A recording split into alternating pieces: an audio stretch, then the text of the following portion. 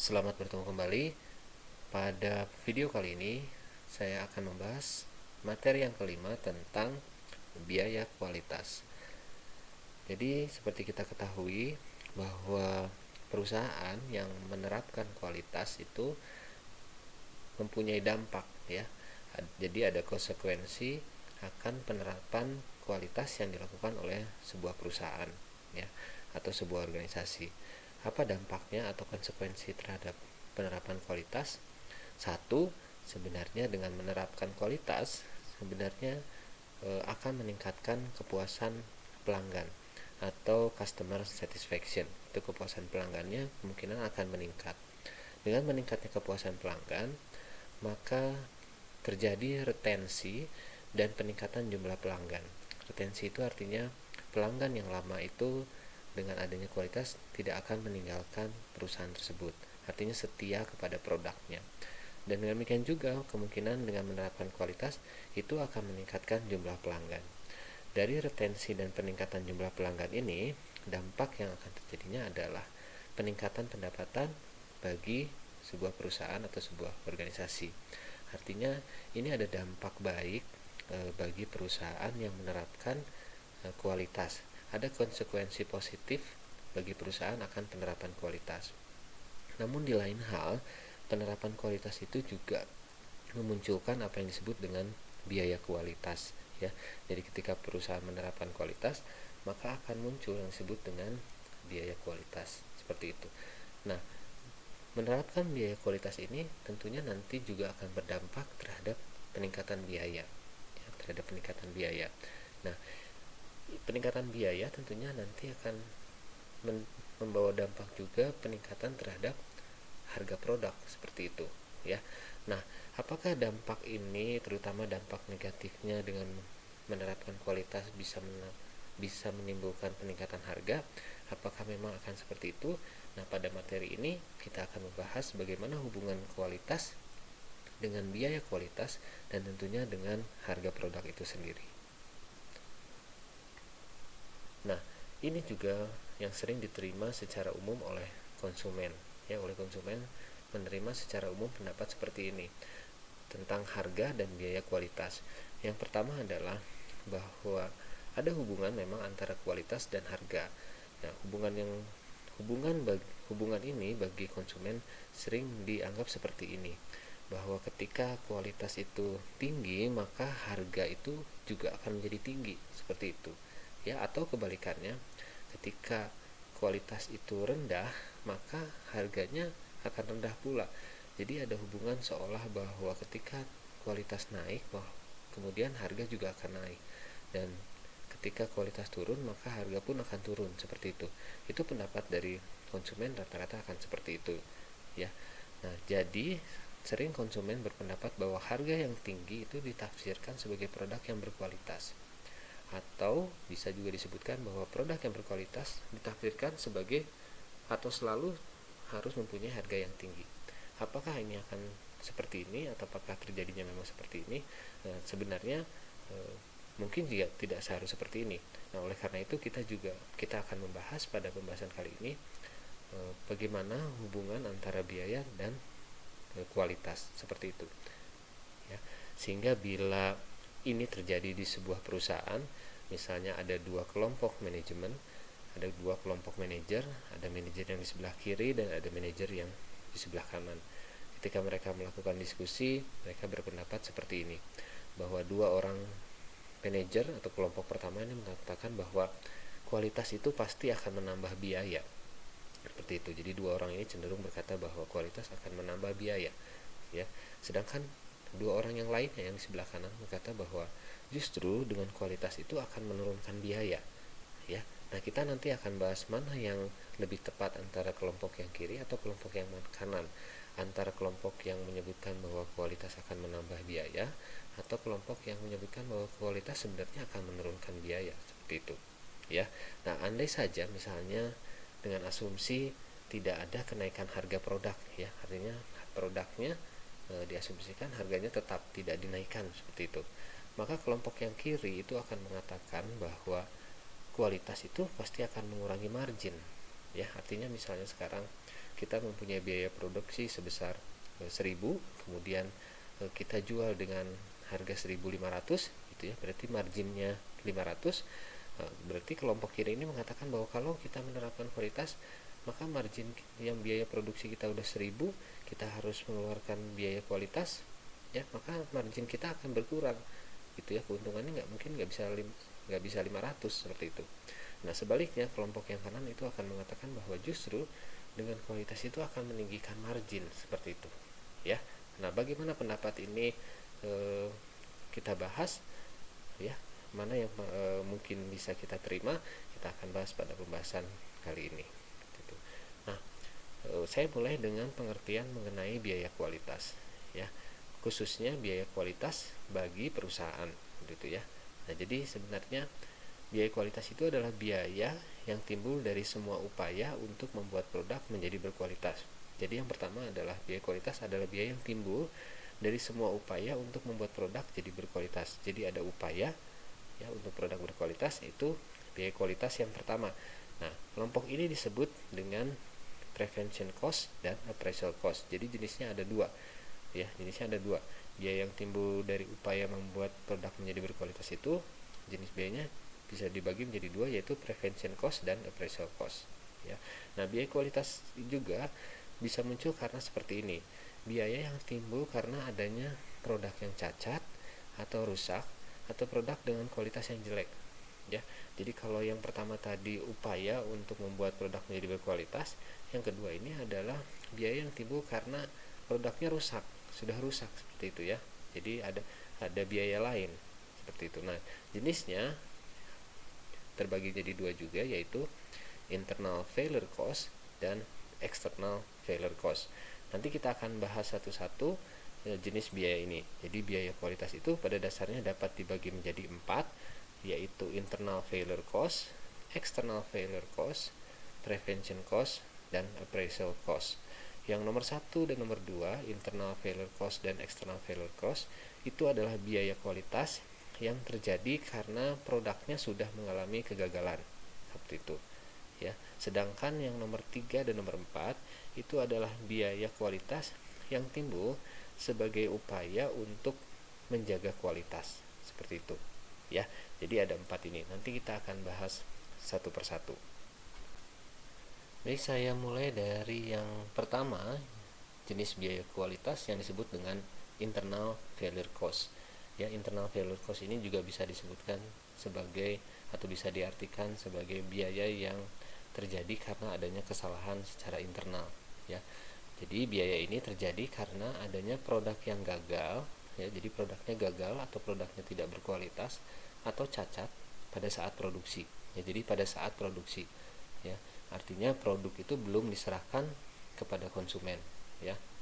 Jadi produknya masih di tangan produsen. Artinya belum dikeluarkan atau belum dijual, seperti itu, ya. Nah, sebagai contoh misalnya seperti ini. Ini adalah contoh dari misalnya suatu produk, misalnya produk biodiesel atau minyak dari tumbuh-tumbuhan, seperti itu, ya. Nah, proses produksi itu kan sebenarnya adalah dimulai dari bahan baku, misalnya bahan baku yang diproses, misalnya bahan bakunya ini adalah tanaman jarak, gitu ya, tanaman jarak, kemudian ada buahnya, jadi ini bahan baku, ya.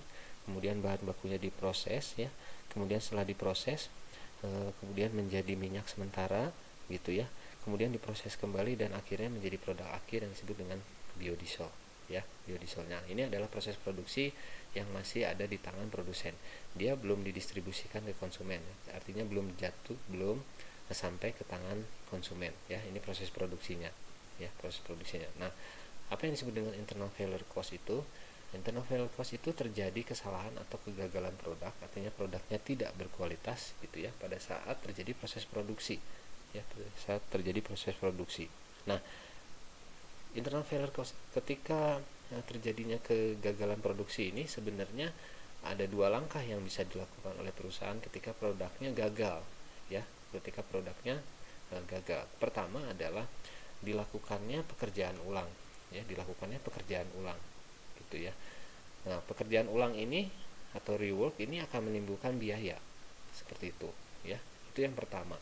Dan yang kedua adalah produknya itu kemudian mungkin tidak bisa dikerjakan ulang atau tidak bisa diperbaiki, dan akhirnya produknya itu dibuang atau kita sering dengar yang namanya reject product, ya seperti itu. Nah, ini juga akan mengeluarkan biaya tentunya, ya. Nah, berapa besaran biayanya nih ya? Kira-kira berapa sih besaran biaya bila terjadi internal failure cost? Baik itu dilakukan kemudian dengan pekerjaan ulang atau rework, maupun kemudian akhirnya produknya dibuang, ya. Kita akan coba ilustrasikan berapa besaran biayanya, ya. Nah, jadi apa yang sebenarnya bisa dilakukan oleh perusahaan ketika produknya mengalami kegagalan tadi seperti yang sudah saya jelaskan, ya. Itu bisa dilakukan pekerjaan ulang atau kemudian akhirnya produknya dibuang, artinya di reject seperti itu, ya. Artinya muncul biaya untuk mengerjakan ulang atau disebut dengan rework cost, ya. Artinya mengeluarkan biaya untuk memperbaiki, atau produknya di reject artinya gagal, ditolak, dan akhirnya produknya dibuang seperti itu, ya. Bisa saja seperti itu. Nah, besarannya adalah seperti ini, ya. Jadi saya ilustrasikan dulu seperti ini. Bila ada suatu produk, tentunya produk itu akan mengeluarkan yang namanya biaya produksi. Tadi proses produksi saya sudah ilustrasikan, ya. Itu pasti ada biaya produksinya, mulai dari beli bahan baku, kemudian ada biaya-biaya untuk proses produksi, ya, misalnya mengeluarkan untuk listrik gitu, ya. Proses produksi untuk membayar SDM seperti itu, ya. Pasti produk itu akan mengeluarkan biaya produksi, ya. Nah, selain biaya produksi, produk itu juga nantinya akan mengeluarkan yang namanya biaya pemasaran, ya, untuk melakukan pemasaran produk tersebut, ya. Nah, ini dua biaya yang mungkin akan muncul ketika proses produksi suatu produk, ya. Nah, ketika biaya ini muncul, tentunya perusahaan akan mencari yang namanya keuntungan atau bisa disebut dengan margin yang warna biru ini, ya, yang warna biru ini. Jadi biaya produksi ini yang warna merah, biaya pemasaran ini yang warna orange atau kuning, dan margin ini keuntungan perusahaan, ya. Nah, lebar ini biaya produksi, biaya pemasaran, dan margin ini nantinya akan menjadi harga jual, ya. Harga jual, tentunya harga jual itu adalah jumlah dari merah, kuning, dan biru ini, ya. Perusahaan tidak mungkin melakukan harga jual sebesar merah ini, ya, sebesar biaya produksi tidak mungkin, ya. Pasti dia adalah gabungan antara biaya produksi, biaya pemasaran, dan margin. Itu adalah harga jual, ya. Nah, namun bila kemudian produk tersebut belum disebarkan ke konsumen, ya, kita ketahui kemudian bahwa perusahaan mengetahui ketika melakukan inspeksi terjadi kesalahan, ya. Inspeksi itu adalah cek kesesuaian gitu, ya. Nah, kemudian diketahui bahwa produk tersebut mengalami kesalahan atau kegagalan atau cacat, ya. Produk rusak atau gagal seperti itu, ya. Nah, apa yang terjadi bila terjadi produk rusak atau gagal ini biayanya, ya. Nah, yang pertama adalah kemungkinan perusahaan bisa melakukan yang namanya rework atau pengerjaan ulang, ya. Nah, rework atau pengerjaan ulang. Nah, rework atau pengerjaan ulang ini biaya ketika melakukan rework atau pekerjaan ulang pasti kan mengeluarkan biaya. Dari mana biayanya itu? Nah, biayanya itu biasanya diambil dari marginnya.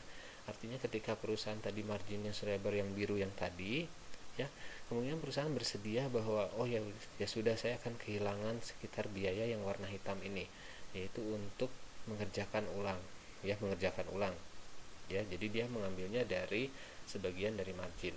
Artinya ketika pekerjaan ulang ini dapat dilakukan, ya, harga jualnya tetap seperti yang tadi, ya, harga jualnya selebar yang tadi.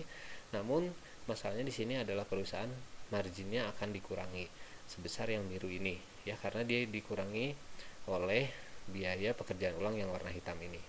Nah, pertanyaannya adalah apakah perusahaan tetap mendapatkan keuntungan? Tetap, ya, tetap bisa mendapatkan keuntungan, namun keuntungannya atau marginnya lebih rendah dibandingkan yang direncanakan karena ada pekerjaan ulang, ya. Nah, itu yang langkah yang pertama. Nah, kalau langkah yang kedua artinya produk tersebut tidak dilakukan pengerjaan ulang, ya. Jadi mungkin produknya nggak bisa dilakukan pekerjaan ulang perbaikannya, ya. Artinya mungkin saja bisa dilakukan bahwa produk dijual dalam keadaan gagal, bisa saja seperti itu, ya. Nah, apa yang terjadi adalah ketika produk tersebut mengalami kegagalan, ya, dengan harga jual seperti ini, gitu ya. Pastinya harga jualnya adalah tidak sebesar dari rencana karena produk tersebut gagal, ya. Jadi harga jual produknya pasti lebih rendah, ya. Oleh karena itu kita mengenal istilah di pasaran, kalau kita membeli barang yang reject atau yang gagal itu pasti biayanya itu lebih rendah, harganya lebih rendah daripada harga biasanya, seperti itu, gitu ya. Nah, jadi mungkin saja bisa dihilangkan, bisa tetap dijual tapi dengan harga di bawah normalnya, seperti itu, karena produk tersebut gagal. Atau kemungkinan juga barang tersebut memang tidak bisa dijual, ya. Ketika gagal dan barang itu tidak bisa dijual, artinya nggak ada kemungkinan untuk menjual reject produk. Nah, seperti itu, ya. Artinya barang tersebut dibuang, ya, produknya tersebut dibuang, pasti perusahaan mengalami kerugian. Kerugiannya sebesar apa? Tentunya kerugiannya adalah sebesar biaya produksi yang sudah dikeluarkan, ya. Kemungkinan juga beberapa biaya pemasaran yang mungkin sudah dikeluarkan meskipun barang tersebut belum dilakukan penjualan, ya, belum dipasarkan, tapi mungkin ada beberapa biaya pemasaran yang memang harus sudah dikeluarkan, seperti itu. Dan tentunya ada opportunity cost atau kesempatan yang hilang, ya. Margin ini adalah kesempatan keuntungan yang hilang. Jadi besar biayanya adalah sebesar harga jual, seperti itu, ya. Jadi ketika barang yang reject tidak bisa dijual, maka perusahaan akan mengalami kerugian sebesar biaya produksi, biaya pemasaran, dan sebesar margin. Itu dijumlahkan atau disebut dengan kerugian sebesar harga jual, ya, seperti itu. Ini kerugian yang terjadi ketika produk yang gagal dan tidak bisa dijual kembali. Jenis biaya kualitas yang kedua adalah yang disebut dengan external failure cost. Biaya ini adalah biaya yang terjadi karena ditemukannya produk yang gagal, ya, sama seperti internal failure cost, gitu ya. Tetapi di sini perbedaannya adalah produk tersebut sudah berada di luar perusahaan, ya, artinya produk tersebut sudah ada di tangan konsumen. Jadi kalau yang pertama tadi produk gagalnya masih ada di dalam perusahaan, belum didistribusikan ke konsumen. Nah, yang kedua ini adalah produk tersebut sudah gagal dan sudah ada di tangan konsumen, seperti itu, ya. Nah, biaya apa aja yang muncul dalam external failure cost, ya? Yang pertama adalah perusahaan mungkin harus mengeluarkan biaya untuk perbaikan barang. Kemungkinan barang tersebut mungkin masih dalam jaminan, maka perusahaan harus mengganti atau memperbaiki barang tersebut. Besarannya mungkin bisa sebesar biaya produk yang baru atau produk tersebut diperbaiki atau di rework, seperti itu, ya. Besarannya kita sudah tahu seperti yang awal tadi untuk perbaikan. Nah, kemungkinan juga perusahaan harus mengeluarkan yang namanya biaya penyelesaian komplain. Kita ketahui ketika konsumen melakukan komplain, tentunya perusahaan juga harus mengeluarkan biaya penyelesaian komplain, ya. Misalnya seperti biaya penarikan barang itu juga termasuk biaya penyelesaian komplain. Kemudian mungkin juga harus melakukan komunikasi, koordinasi ke toko atau ke pabrik dan sebagainya, itu juga yang disebut dengan biaya penyelesaian komplain, seperti itu, ya. Kemudian perusahaan mungkin harus mengeluarkan biaya penarikan kembali. Jadi ketika barang tersebut atau produk tersebut diambil dari konsumen untuk diperbaiki, mungkin perusahaan harus mengeluarkan yang disebut dengan biaya penarikan kembali, seperti itu. Nah, kemudian juga ini biaya yang cukup besar dikeluarkan oleh perusahaan bila barang tersebut gagal, gitu ya, sudah di tangan konsumen dan mungkin berdampak terhadap kehidupan masyarakat, ya, yang disebut dengan biaya tanggung jawab sosial. Beberapa produk, nanti saya berikan contoh, mengalami kegagalan yang cukup berat sehingga berdampak pada kehidupan masyarakat. Misalnya ada produk yang ternyata gagal dan beracun, misalnya seperti itu. Tentunya ini akan berdampak pada kehidupan kesehatan masyarakat, ya, dan perusahaan mungkin harus mengganti, seperti itu, ya. Dan yang terakhir yang biayanya juga cukup besar dan dikatakan memang biaya yang paling besar adalah ketika perusahaan kehilangan konsumennya. Ketika konsumen kecewa ketika konsumen kecewa, kemungkinan saja dia akan bicara kepada calon konsumen yang lain, memberikan referensi yang negatif. Nah, tentunya ini akan berdampak terhadap kelangsungan produk perusahaan, ya. Dan ini biayanya sangat besar. Kehilangan kepercayaan itu dampaknya mungkin berkali-kali lipat, ya, seperti itu, ya, karena kita akan kehilangan potensi pelanggan di masa yang akan datang, kehilangan pelanggan saat ini dan kehilangan potensi pelanggan yang di saat yang akan datang, seperti itu. Jadi biaya ini sangat besar, ya.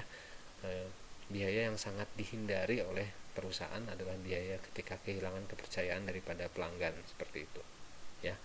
Nah, ini beberapa kasus yang pernah terjadi, memang kasus yang sudah cukup lama gitu ya. Ketika terjadi kegagalan, ya, external failure cost, seperti itu.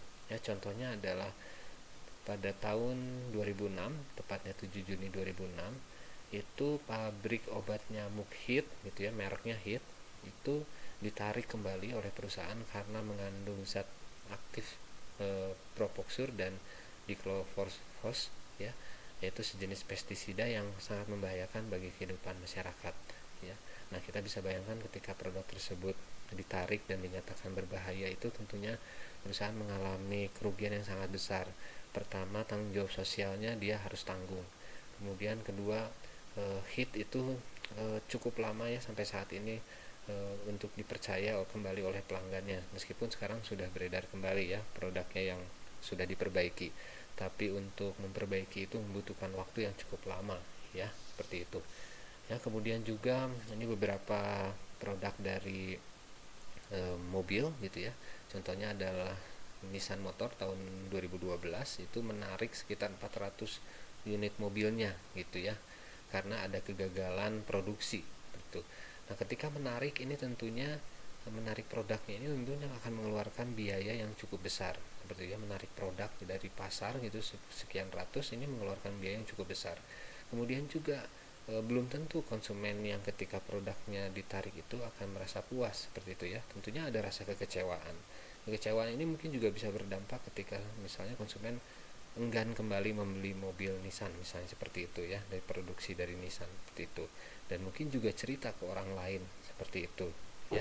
Jadi ini adalah biaya kegagalan yang sangat besar, seperti itu ya.